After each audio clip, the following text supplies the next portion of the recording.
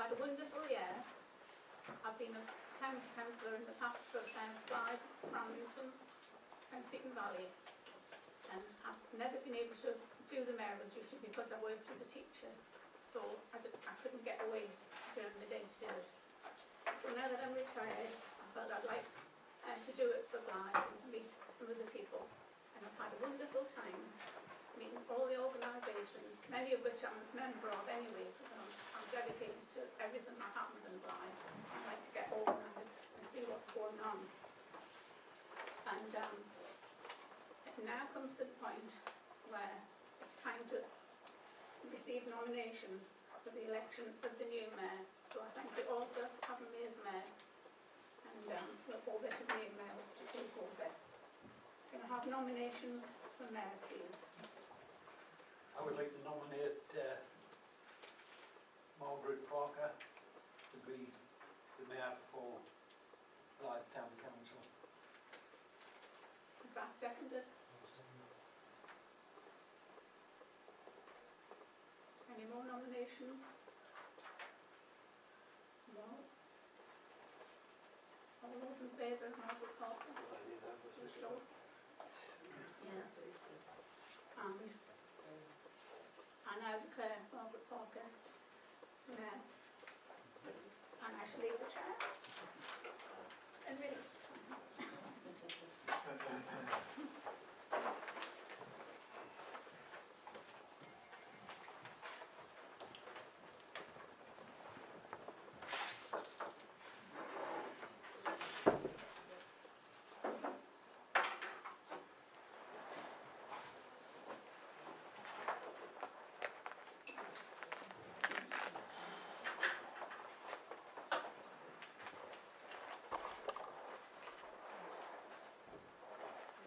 I would like to accept the office of mayor for the forthcoming year. Thank you very much for being nominated. And this would need to be the bureaucrat and say you've got to sign a piece of paper.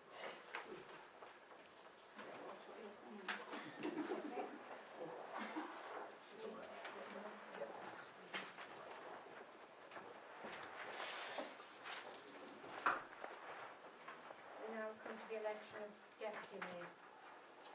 I would like to propose Councillor Kath Nesbitt for deputy mayor. I'll second that. And if there's no other nominees, we will declare Councillor Nesbitt. Apologies for absence. I've got apologies from Councillor Carty and Councillor Rittleby. Councillor Knox. And Councillor Knox.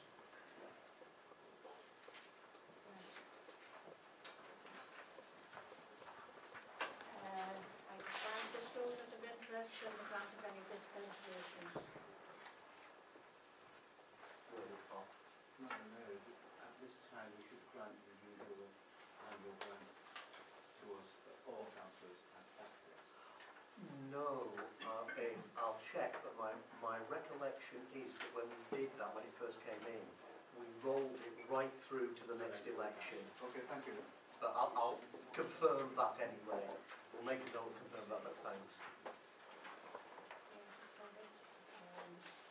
I'd like to receive the minutes of the last meeting of the Blyth Town Council held on the 19th of March 2015. They have been circulated, Ma'am, to councillors, and the council is invited to approve them as being a true record. Agreed. Thank you. Have you signed them at the, after the meeting? Right, okay, thank you. I'd like to appoint representatives to the outside bodies. Yes, Ma'am. I understand there's been no change, or that's what the suggestions are. So if I just read through the list: Brick, Councillors Knox and Councillor Dean Barton; Blyth Young People's Centre, Councillor Carty; NAB, Councillor John Potts; Friends of Ridley Park, yourself, Ma'am; the Lamats Committee. Elmats, sorry. Sorry, Councillor John Potts, and the CAB, Citizen Vice Bureau, Councillor Knox. Sorry, I wanted to come off the LMAPS committee, and there's also Blyth having the civil forum. Right, and that blind and disabled is Councillor Gibbs Barton, I think. And so you'd like, so in that case, is there someone who's prepared to serve on the LMAPs? You? I'm already on it. Ah. Councillor Ellis, I've got one.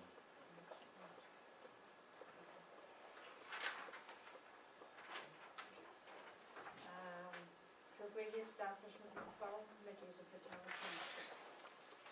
I think, Ma'am, they're all listed on the agenda for today's meeting. You'll see that what's put on is a list of all the committees, within brackets there on the left-hand side, the number of members and their terms of reference on the right.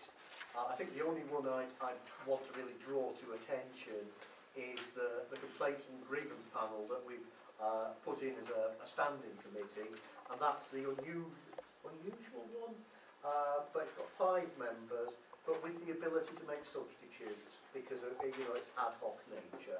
And I think there was a few minor, we brought some things in under finance for information technology and transparency within its remit as well. So with those, we added the town twinning group as well, just so it's actually formally there and we record it. So I'd invite you as the council to agree those as a resolution, that those are your committees for the forthcoming year. Agreed. Madam Chair?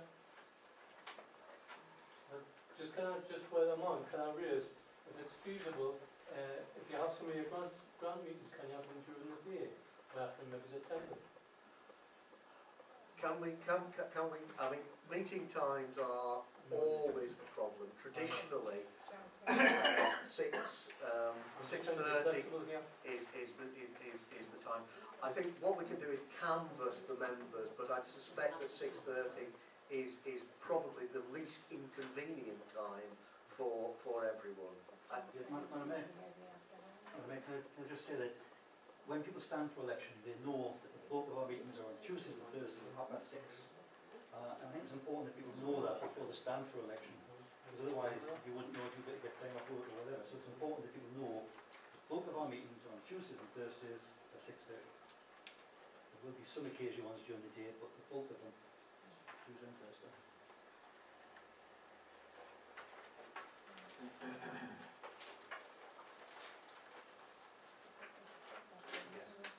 Ma'am, if I could, and with the council's consent, next is meant to be appointing the committees to the commenders.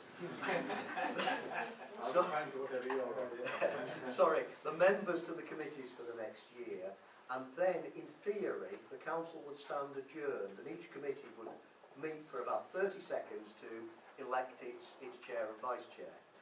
As I understand that the list that's been circulated now with the members and the new chairs is not contentious, could I invite you basically to take it all as read that that those are the members of the committee, and then each committee has met and elected the relevant people as chair and vice chair.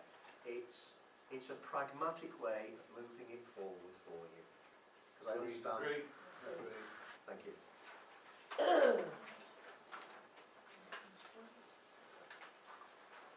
In theory now, the council meeting has resumed.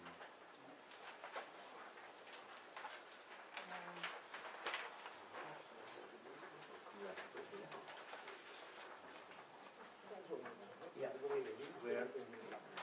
we're now up to item 10, the allotments committee, Ma'am. There's no minutes because there hasn't been a meeting since the last town council. So the next set, Next, Ma'am. assets committee. We'll go through those, please. Okay. Well, the chair is now actually Councillor Pott. Yeah, but I didn't chair that meeting. No. The person who chaired the meeting takes it through the minutes. Yeah?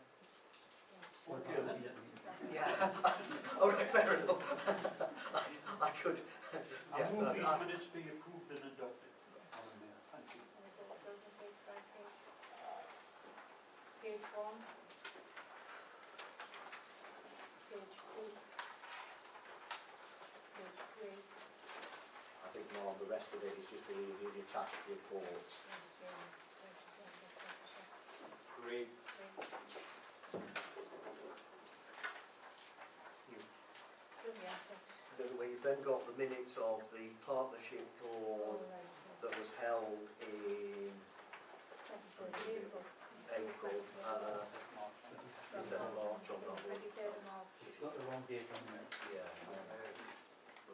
and there may be a verbal report on today, this afternoon? Yes. Well, for the previous meeting, I moved the minutes to be approved and adopted.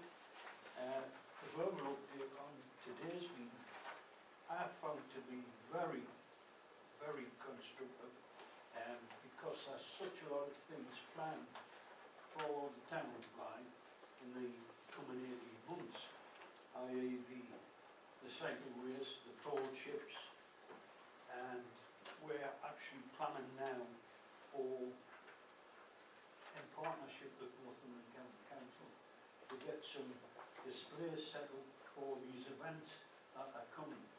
Now we have to act now according to the partnership board, because we need the order and plant or whatever style of logo or format that we want.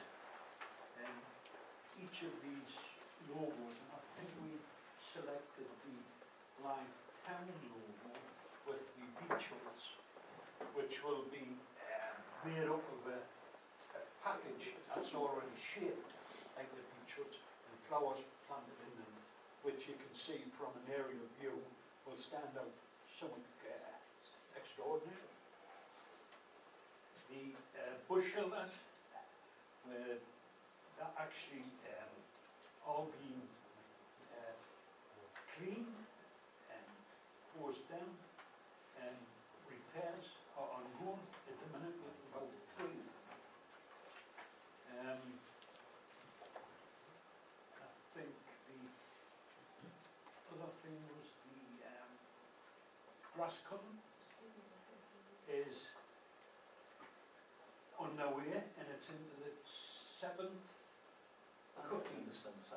Yeah, so I think everyone will notice a big change within Blyth, and so County have purchased new. oh yes, apparently county actually getting rid of one of their machines and have brought this scarab. The beetle. And what it actually does, it can go along back lanes, it has a bigger extension, and it can do everything apparently, because it's got accessories fitted like we don't know. So that would conclude my report on the partnership. Councillor, is there any questions on that? I'll just take a comment on the scale. One of the good things that's on it is the path that actually picks up all the reeds. So it's going along the path and it's clearing the reeds as it goes. And I think that would be a good asset. The next is the Community Grants Committee, but that's been really decided. I don't know whether I should take the opportunity just to say to councillors that although we're at the start of the municipal year, we would encourage their projects to come forward as soon as possible so that they can be costed and assessed. I think that's an officer plea to town councils. To adopt the minutes of the Events Committee held on the 31st of March and the 28th of April. Madam Mayor, I'd like to have these minutes approved and adopted. We can go page 1, page 2, page 3, page 4, and page 5 to finish.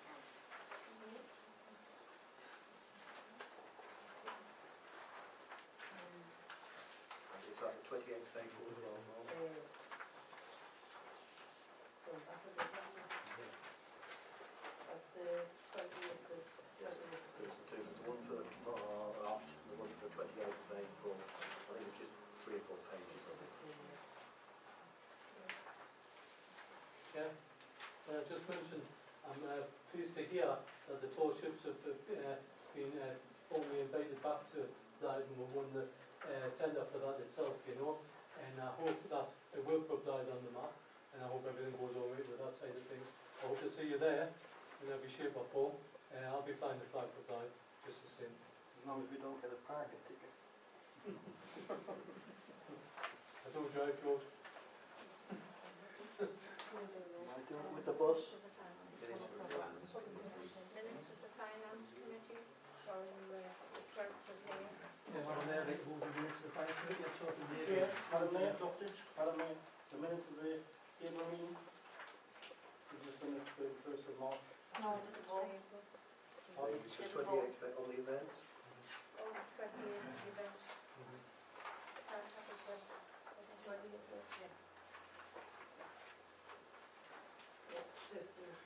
Just to agree, and you will go on through. Agree. Madam Mayor, I wish to raise the contract for the, was discussed at that meeting. May I note that that was actually discussed in a closed session, and if there is to be, wants to be a discussion, that perhaps any discussion be moved to the end of this agenda and due process was followed.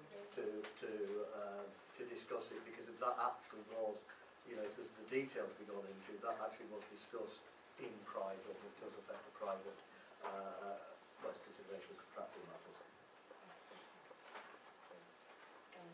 Will that be discussed in private, Madam Mayor?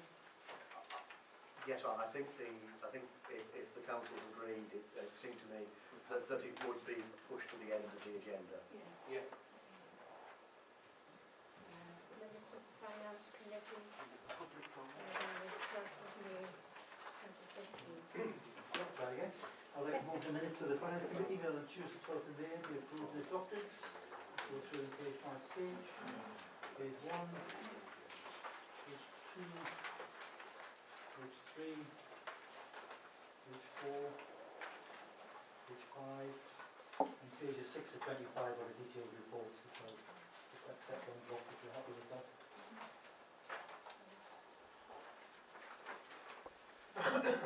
Consideration of the internal auditor's report. We have Malcolm Wilkinson here. No, second corner.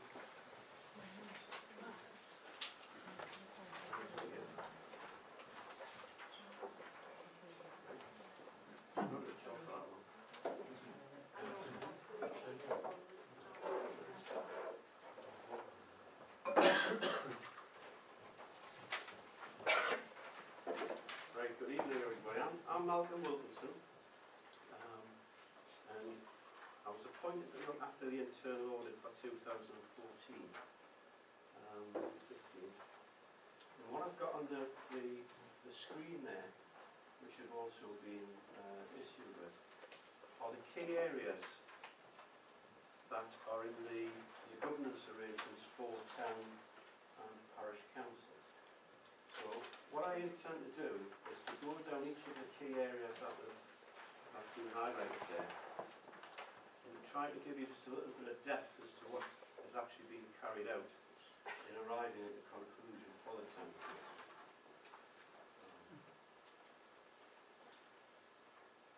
So the first area there, and some of these are very, very quick. The first area of governance is just to make sure that the council has actually considered the previous year's internal auditor's report. Richard Slater did that one, and that was reported to council and considered a year ago. The next general area there, proper bookkeeping. This covers a number of things, and I'll summarise them. The cash book that the council operates is obviously key to the whole setup in providing you with management information and the account itself. The bank statements that you get are the regular reconciliations. Is the cash book arithmetically correct? It's in Excel spreadsheets at the moment, and I've done a lot of testing of documents within the cash book and the actual structure of the Excel spreadsheets themselves. And I think a lot of credit's got to be given on that side, because it was the Excel spreadsheets were very good. They all linked together, and it provided a very quick summary for me to work with. And other processes in place to make sure that it's all regularly balanced and checked. So from that point of view, it was a very satisfactory set of arrangements that were in place. The cash book itself, there was a number of invoices checked at random on a one per month basis through to large payments. And all of these payments were checked that there was valid invoices in place, the correct check was drawn for the service that was provided, and it was followed through to the bank statement.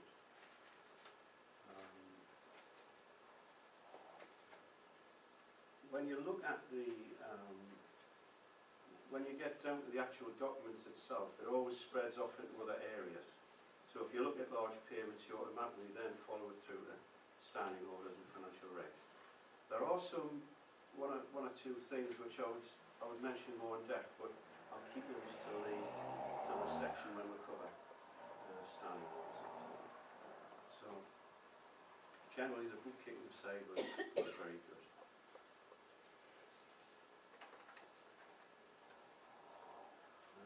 On standing orders, the type of thing that was looked at there, has the council actually adopted a set of standing orders and financial regulations? You obviously have. And they are based on the models, on the good practice models that are available. So at that point in time, you think, well, you're starting off on a good footing. But like everything else, you know, when you've got a template in place, because of current practices and the growth of the council and things like that, it was pleasing to see that the people that look after those areas are very aware of current circumstances and the need to improve. And that goes over a number of areas, really. And in discussion, I mean, I do know that standard orders and financial regulations are currently being drafted, and I think they're going to go to a meeting in the next week or two. If I could, Marm, our intention is that it goes to the policy working group in June with revisions, with suggested revisions for consideration, and then to the council in July.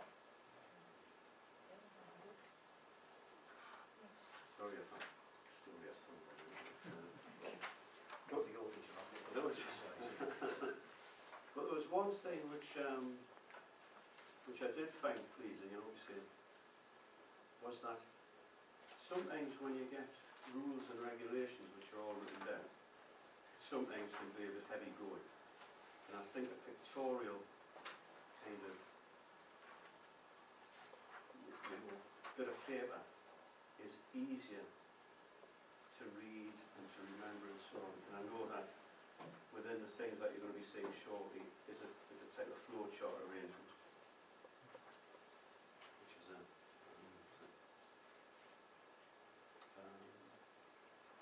as well VAT. Obviously look at the VAT claims, and they're all in order, bounced back to the cash book, appropriate claims made. And then you've just got to wait for the money coming in. The next area, risk management. This is more of a visual type of look at the council minutes, just to see, is there anything in there that would then make you come away and think, right, we've got to do something about this, we've got to consider the risk and try to mitigate against the risks. There was systems in place, obviously I can only test that, but in talking to the people in the office, you know, the town clerks and that, there is a process in place to identify things that members make a decision on, and then they move it forward in the background and make sure that, you know, whether it's insurance policies or, you know, other financial controls are introduced.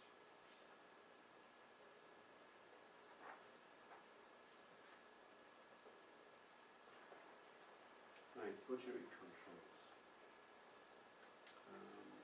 Again, within the spreadsheet that's used within the office, there is a part of that which documents the budget, and as items of expenditure come in on a daily basis, they are all coded accordingly. The budget document picks up the codes, so it means you can satisfactorily analyse how much spending you're getting to your budget. And that was, something that was fit for purpose.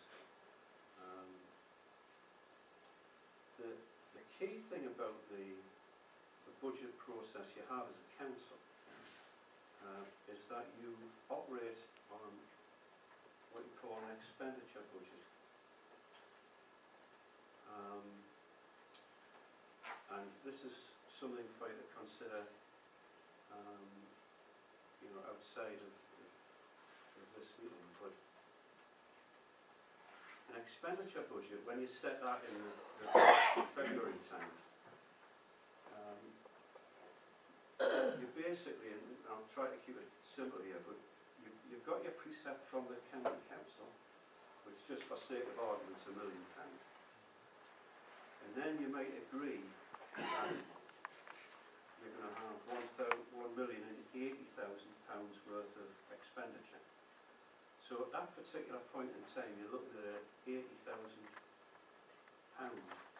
dip into balances.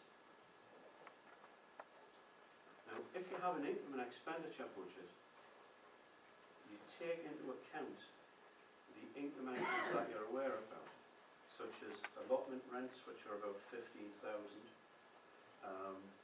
You've got, for example, last year you had a fireworks event, which brought in about £14,000 worth of income.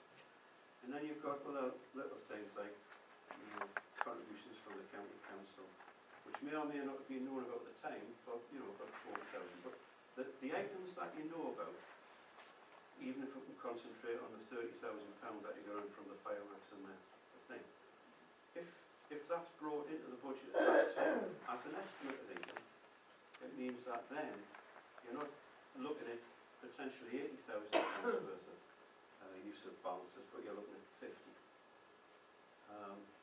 By having everything in it, it just makes it more accountable and gives people a target, and it's a measure for you to, because it's in there in black and white, it's something that you're regularly seeing, regularly looking at. And I think my recommendation is it's probably just a better way of doing the budget. If anybody wants to ask questions at this point, I mean... Well, can I ask you a question then? Because take the fireworks display, the events committee plans to have one. Well, for instance, we might not have it this year if there was some developments of land away here. So you might not get that income. Yeah. And then if you've already put that in the budget and then you don't have it, you're then £14,000 short. So it's those sort of issues that I think it's more where you know you're going to be doing something. allotment rents, yes. Yeah, Anything else that seems to be I think that's variable? fair enough. But if for your regular type of income streams where you know they're going to happen, yes, you could decide that you're going to have a fireworks display, and you could put the 15,000 in for that. You could put the 15,000 in for allotments. But if you decide to do something in line with the tall ships, you might just decide in the April, May time, should we do something? Yes, we'll do something in the August or whatever it's going to be. Then, you can consider that. You can say, yes, we can do that, and that's kind of extra to the books, really. But I think it's the ones that you know about that you're going to take place on a regular basis. Just to say that, our income, really, there's the precept, there's allotment rents. Anything else we don't know about, like the planning schedule 106 money, you don't know, you just put a bid in for that, you don't know if you're going to get it.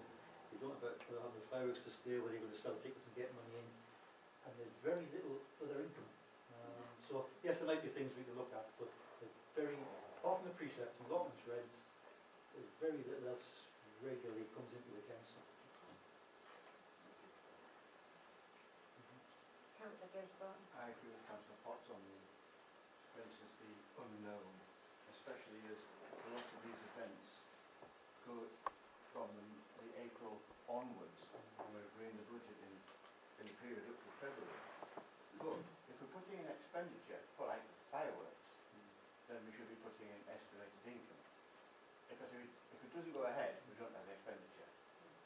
So we're going on both sides there. So we can put estimates in, but as long as you realise at the end of the day, these were only estimates and circumstances meant that the event didn't go ahead. It's like, I mean, one of the other areas that was examined was where you've got a budget area and you look at the expenditure and you look at the variance between the two figures. One of my, I think there was some, can't remember the exact figures now, but there was a budget put aside for IT development, which it didn't happen. So yeah, there's a lot less expenditure, but you basically ask the question of the town clerk and say, oh yes, well, it wasn't considered at that time, but it may well be considered next year. So you get an answer for why there is a budget, but it hasn't been achieved on the expenditure on the income side. So it's just part of the pour down the rain. So it's just something for you to think of, but the rest of it was It's a complete picture, isn't it?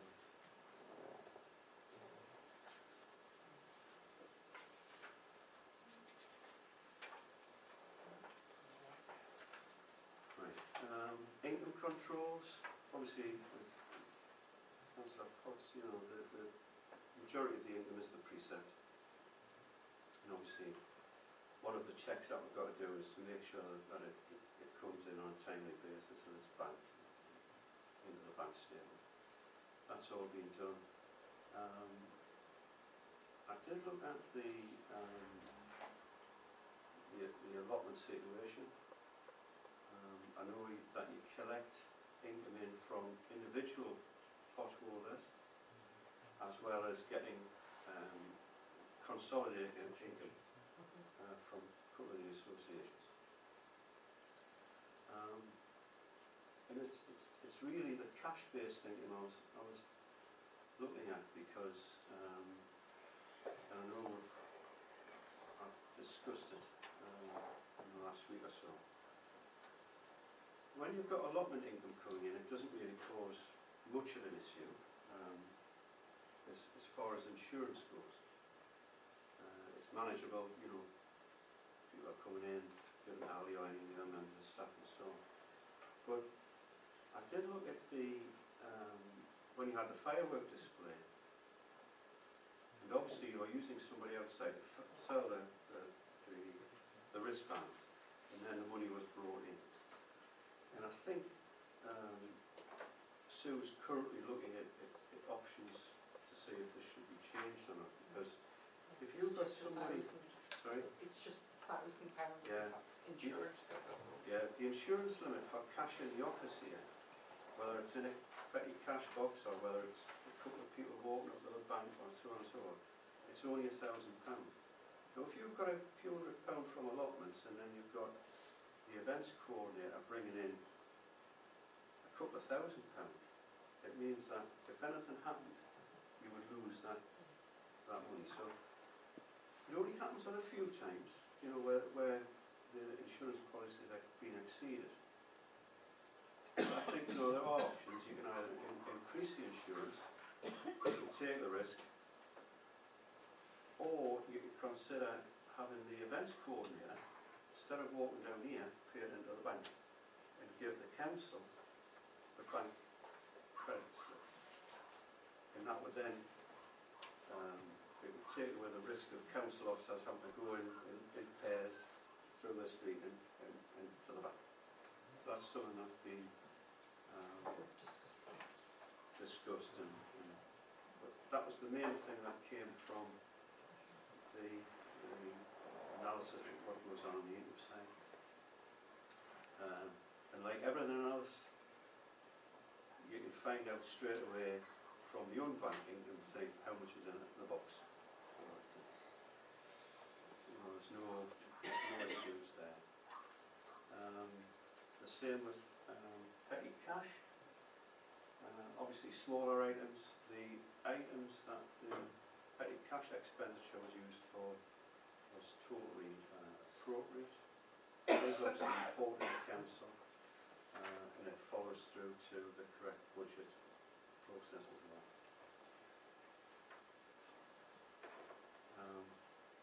Payroll controls, the guidance that I've followed in looking at this area,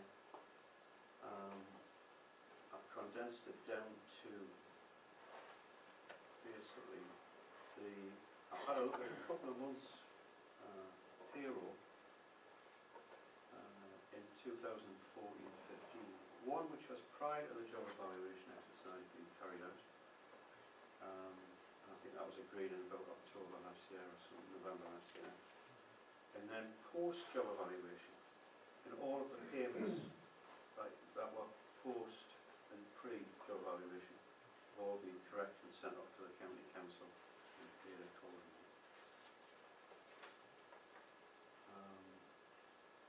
Again, when you look at budget to actual, one of the things there was obviously the staff pension scheme.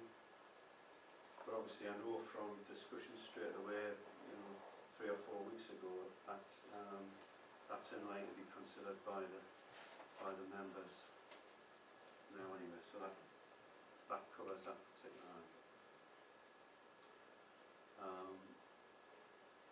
Asset register. The questions to ask: do the council have one? Is it up to date? Is there insurance there? Very quick answer, yes. Bank reconciliation. Is there a bank reconciliation for each bank account? Is there a bank reconciliation carried out? And are there any unexplained entries? Well, there wasn't anything that was unexplained. It is carried out regularly. And I think normally when I used to work for Blyth Borough Council, any bank reconciliations were automatically done by some massive computer system that looked at everything everywhere. But I actually physically did one myself. Probably the first thing I've done one in years. So that all worked out. They're all done regularly every time a bank statement comes in. So if anything did happen to go wrong in the bank, it would be picked up very quickly by Ali when she carries that in. I touched on VAT claims before. 4 VAT claims were made this year. Check the calculation for the claim and it tied in with the period that we were made to HMRC. Finally, the last area that we had to spend some time in was year-end procedures. And certainly, when you look at everything that comes beforehand, which we spent the last 10 or so minutes talking about, if all of those things are in place and working properly, it gives you confidence that the next bit's going to work. So, everything is there for it to be carried out. Basically, the summary. The testing that's been carried out, it has supported what's been in the accounts. And certainly the evidence that was there, it certainly gives some reasonable assurance that the accounts are free from any material misstatements. One of the role of internal audit is to check what records are there to support the management information that you get, prior to meetings that you make decisions on, or the accounts themselves, the controls that are in place, and generally the controls are fine. As I say, one of the things can be tweaked and considered, you know, stand orders, you know, how you get money to the bank and so on and so forth. But really there was just very minor things that were raised, which have all been addressed. And certainly there, from my point of view, they're the matters which I'd like to draw to the County Council. And in carrying out the work, I think I've got to say first, thank everybody that I've worked with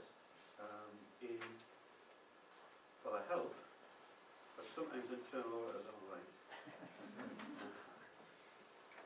I think I've cracked that one because I know I'm a Sunderland supporter, so I think I've done that one.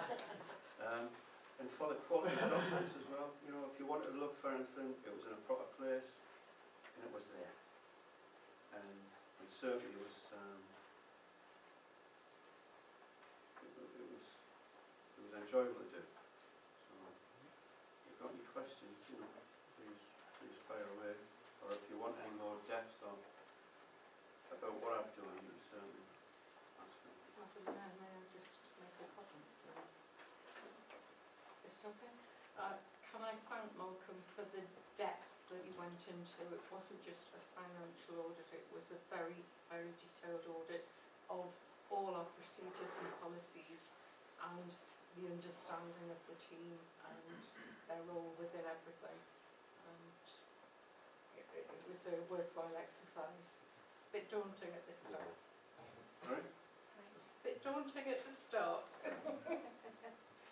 Can we... Madam Mayor, can I add my congratulations? I think Malcolm's done a really good job, because a lot of people get confused about internal auditors, and they don't just add up columns of figures. It's looking at a process, how things work, from what's decisions made in council, how everything carried out, is everything recorded in the books. And thank Malcolm for doing that work. Obviously, Sue as the financial officer and Ali as the office manager, everything is there. It's filed away. If you ask for anything, you'll find it. It's there.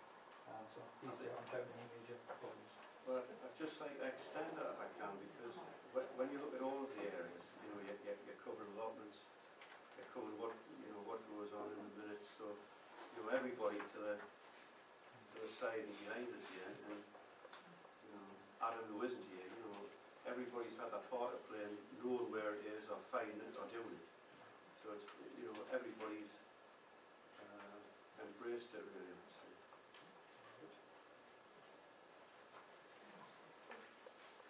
Can these... I think, Madam Mayor, just formally, could I invite the council to receive and adopt the internal auditor's report? To receive the annual assets report, prior to submission of the external auditors. Well,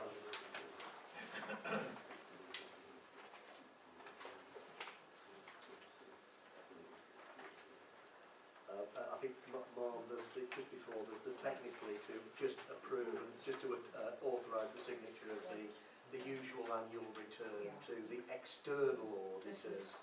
This is the return, it's already busy. Right. Agreed.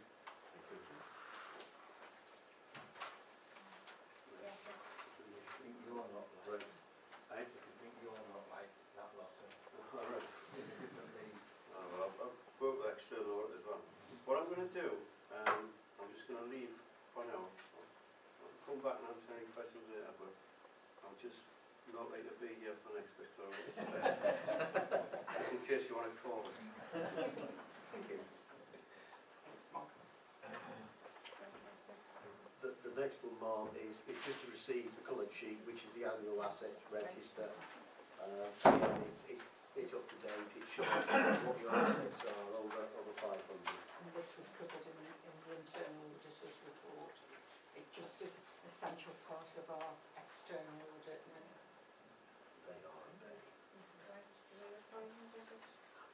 Yes, the reappointment. What we've actually just put this on the agenda here because each year the external auditors ask for evidence that the internal auditor has been reappointed on an annual basis, and it's easy to forget to do it. So what we're inviting you to do is to reappoint Malcolm with our head in my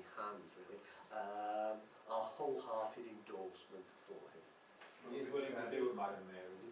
Yes. He's willing to They would come be back. fully in, He likes the chocolate biscuits here. He does a very, very thorough job. It's been very thorough. And he's actually, as he indicated, he is actually assisting us with reviewing the standing orders. We've got a procurement flow chart that we're working through, and he's reviewing that. We're bouncing things off him. He's very helpful. Item 15. Yes. The Minutes of the Planning and Development Committee. Yeah, Madam Mayor, as the chair isn't here, I'll move the minutes of the planning and development committee meeting. I think it's through page 1, goes on page by page, page 1, page 2, page 3, page 4. Could I just pick up for information, Ma'am, just under the heading of 16, the one on Morpeth Road School, we've had just very recently a copy of the report, which I think will go to the next meeting, which I forwarded to Mr. Ryan, who made a presentation, the Highways Department's report to the county planners. I think I forwarded that to him. Yeah, no change since they told me 4 years ago, that's what they prepared. Okay, that's page 5, and page 6, and 7, and that's page 11. I think didn't on Priory Grange, the car park. I think there was a question asked, was it? I think we resolved it, didn't we? I don't think a decision was made on it, the decision was to be made tonight. Yeah, that was my, Because we weren't quite sure what the application was about. yeah. I have learned that the application is for regulations for the car park as it is marked out. And I think because there are some issues up there, before we can do anything about it, that's for the regulations for the car park. So it's just for that. And, Yeah, that's correct, it was really just a regulation, well, there's a car park there, but the opening times and whether you can park there all day or not, just had to ratify. And I think the map we had at the time wasn't up to date as such. that's right, we had a Google picture that didn't have, that was like Google pictures are rather old. I think the other thing we were concerned about, Ma'am, was that when the school had been consulted and county have confirmed they have been, or when they wrote to me, they hadn't had a response yet. So I think, Ma'am, we could let them, if formally you could indicate no objections, we can let the county know. And I just see on the car park, for the car park in the area, there's a meeting company in Wednesday, which have been invited as a ward council.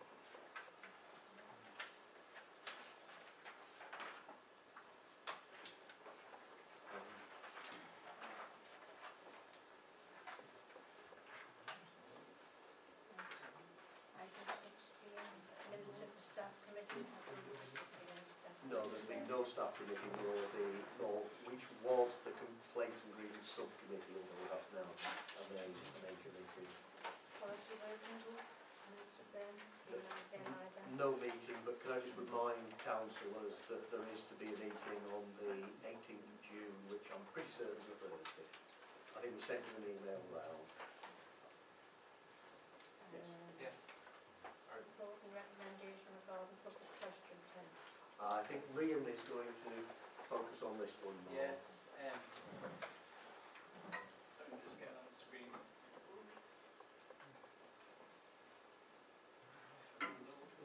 Sorry about this. Just load up someone as the public can see. Obviously this has been circulated to all councillors. It's a pretty self-explanatory report. It's myself and Stephen who put it together. As it goes through there, the town council agreed that it was 20 minutes before each town council and that no recordings to be allowed. And the council has said there will be no public question time at the committees, although separate arrangements have been made for the participation of allotment holders and associates of the allotments committee. And we do have an allotments committee meeting, just to note as well, coming up, and we really would encourage as many allotment holders as we can to come up. There will be notices going up around the allotment sites to encourage people to come along, and that is one that we are looking, and we've had council agreement to go forward with that. If I cover the bits that I'm dealing with the bits that Stephen's done, I'm now in a new role, although there's nobody in post at the minute for the committee clerk. My role really is, it's closer to what I did previously. This role is getting out and about in the community, talking to people, getting people's opinions and trying to be that kind of liaison in the community. So getting out and say if somebody has an issue, I want to be the face of that. What I've discussed, and I've met with Tom Bradley, and we've got a meeting early next week, is that to tie, it's a proposal at the moment, it would be to tie in with the full council meetings and have a stall, whether it be in the marketplace or in the Keel Road Shopping Centre, basically for members of the public and Blyth to come forward to me with whatever they have, whether it be a town council issue or it's for me to post them in the right direction, say they might have an issue with both Northumberland or Northumberland County Council, but just for Blyth Town Council to really have that that forward-facing role in the council. Obviously, myself and the other officers, we do deal with phone calls and stuff, but we want to be proactive, get out and about, because we do want to be more involved and we do want to help more people. And I think that we're across the offices that we have, we do have a broad range of knowledge about Blyth and local government arrangements that affect it. Again, with that process for both members and members of the public, if anybody has any sort of suggestions, any sort of invites, really anything, would really encourage as much communication as possible, whether it be events that they have upcoming that we want us to promote, put it on our website, Facebook, or whether they want guidance on anything, or even if it's for a contact for, say, somebody at County Council as an officer, and I'm sure the other officers would be more than willing to help people and to point people in the right direction, and just to make as much use as we can of the office, because we do have a great team that also has like a wide range of knowledge. The other one is the recording, the public question time. As I'm sure most councillors know, former DCLG Secretary of State Pickles released a simple English document that we are now abiding to. I have also been tasked with looking for a price for a camera to be put in what would be the top corner of the room. Initial costings that I've had, and I've been working obviously with the IT coordinator Steve Bradley, aren't as high as I would have thought. We had initial issues with, obviously because we audio record, how we get the audio to fit the video camera, because most of the time they're not related in the slightest. But we'll look to be getting somewhere of that, so hopefully I'll bring it obviously with the finance committee. That's gone into IT is now the responsibility within the finance committee. I hope that to bring that to the next finance committee. What I would like to say as well is that obviously Mr. Watson's recording the meetings and we really have learned a lot from that. I think that the versions that he's put on YouTube and put about have been really good and have really helped us to learn. Obviously, hopefully the audio will pick up, but that was one of the things that we were concerned about. And if we had a camera in the back corner, that it wouldn't pick up the audio. But obviously, I would like to thank Mr. Watson for basically doing a guinea pig study on our behalf. And I don't know if Stephen has anything to add out with that. I think, Madam Mayor, I know Mr. Watson has we correspond regularly about recording question time. What we suggest we do is, because this work is ongoing with Liam, we keep at the moment, and it's only at the moment, pending a review of the whole thing, we keep the present arrangement for public question time 20 minutes before, and they're not recorded. It's something we're looking at, we're thinking about how to have it. We're basically saying, please keep the status quo at the moment, and I'd emphasise it's at the moment, pending a more detailed consideration. Councillor Rance. Councillor Rance. Thank you, Madam Mayor. Rather than continuing the present experiment and appearing for 12 months, could not make that a permanent thing, rather than review it in 12 months, because to us it seems to be working well. I would just like, if I could, Ma'am, could I not have you make it permanent at the moment, just because of the work Liam's going to do? It might be prejudging other things. I'd like to look at it in the round, if we could, and that's the reason for suggesting, basically, just keep the status quo at the moment, if we could, Ma'am. Thank you, Madam Mayor. I point out, of course, it does say of up to 12 months. It doesn't actually say 12 months, it's up to. and if in 6 months' time there are concrete proposals that the owner wants to put forward, the council is free to do so. But it's, as the current experiment runs out at this council, they need to extend it, and I would move the recommendation. Agree?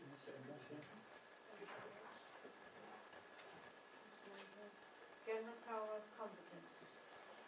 Stephen, do you want to speak on this? Yes, Ma'am. This is really bureaucracy gone mad. You've got the general power of competence because you resolved to adopt it last year. To continue to be able to use it, you have to resolve that you still have the power each year. So we're inviting you to pass a resolution that satisfies the criteria that you have. It's chicken and egg. It is bureaucratic gobbledygook. But I would invite you to pass it. Move it, Madam Mayor. Agree. Thank you. Register of interests. Remind councillors of the need to regularly review and revise their declarations as they discoverable peculiar interests.